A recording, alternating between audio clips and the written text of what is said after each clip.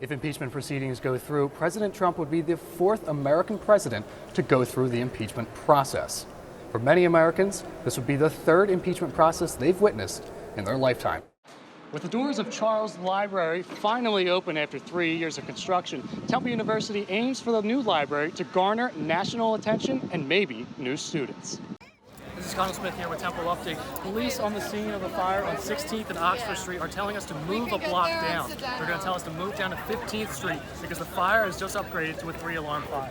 Answers. That's what students and instructors at the Brightwood Career Institute want after finding out that the school had closed its doors midday. Representative Elijah Cummings of Maryland, who chairs the House's Oversight Committee, says that the White House has ignored voluntary requests for the documents. In his concluding remarks, President Englert announced that the College of Public Health will have a new home in what was the former Paley Library. Probably happens right about now at 10 o'clock, and another is going to happen at 5:30. So stay tuned for Temple Update with all of the events going on at the Penn Relays. So Adam, I'm passing the baton back over to you.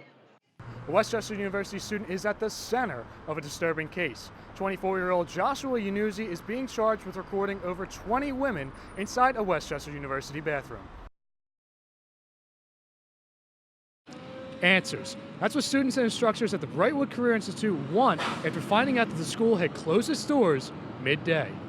They just told us during class today that our school was done. Today was our last day. Students like Raheem Davis chose Brightwood Career Institute to get another shot at life. I literally stopped selling drugs, stopped hanging on the corners, to come to school so I can make a better life, not just for me, but for my kids. But now students are confused and frustrated for what to do next. Said that they found out 10:30 this morning that the school was shutting down. A half hour before we was about to go on lunch. And that's a lie. And that's just crazy. Then we gotta go for our credits and everything. Had to get our transcript. Instructors were caught off guard just like their students. Did they give you any more information as instructors? No, we just found out. We found out after the students found out. Through the students. We didn't find out through. Yeah. We don't really know any specifics. Nothing was really told to us very much. You know, we're very. Brightwood Career Institute has 4 locations here in Pennsylvania, including 2 in Philadelphia and 1 in Delaware County. We still feel awful for the students. Now, these are students that this is a second chance for them.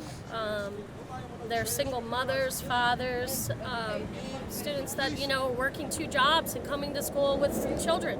Brightwood has not released a statement in regards to its school closures in the Delaware Valley. For now, I'm Conall Smith, Fox 29 News. Good morning. Capitol Hill is now buzzing over the declassified whistleblower complaint. The acting director of national intelligence, Joseph McGuire, is testifying right now before the House Intelligence Committee on the matter. As of now, 213 House Democrats support impeachment of President Trump, including some representatives from the Delaware Valley. While I would rather be talking, frankly, about health care and forgiving student loan debt and a number of other issues, we can't ignore what we have right in front of us. Congressman Brendan Boyle, like many of his Democratic counterparts, supports the impeachment of President Trump. We're talking about a president of the United States who has committed several criminal acts. Most importantly, has decided to put what was in the best interests of himself and his own political campaign ahead of the national security interests of the United States. The whistleblower's complaint was delivered yesterday afternoon to Congress. Democrats that read the document say that this confirms their commitment to investigate the president. I found the allegations deeply disturbing. I also found them very credible. I can understand why the Inspector General found them credible. Republicans like Congressman Brian Fitzpatrick disregard any thought of impeachment unless evidence reaches a, quote, very high threshold. Joe Biden is a very good friend, but we can't have a country where one side looks at and the other one does not. So but from a quid pro quo aspect of the phone call, there's nothing there.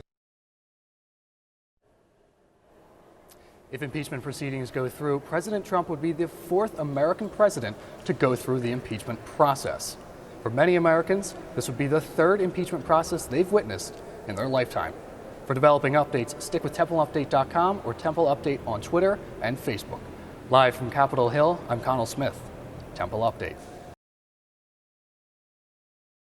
As for was I on the phone call, I was on the phone call. While his Secretary of State was touring the Eternal City, President Trump was on the ropes taking jabs at Democrats while hosting the President of Finland. They're the do-nothing Democrats. They don't do any work. All they want to do is try and win the election in 2020. So they come up with this impeachment nonsense, and everyone knows. The conversation, all based on one phone call that I had. The president was handed a report from the New York Times that claims Representative Adam Schiff, the head of the House Intelligence Committee, knew about the whistleblower complaint prior to it being released. Well, I think it's a scandal that he knew before. I go a step further. I think he probably helped write it. That's a big story. He knew long before, and he helped write it, too. Early Wednesday afternoon, State Department Inspector General Steve Linick met with congressional leaders where he provided them with numerous documents. President Trump's personal lawyer, Rudy Giuliani, says that some of the documents provided today came from him. House Speaker Nancy Pelosi and Representative Schiff are worried that the White House may attempt to interfere with the House's investigation into the president. We are concerned that the White House will attempt to stonewall our investigation, much as they have stonewalled other committees in the past.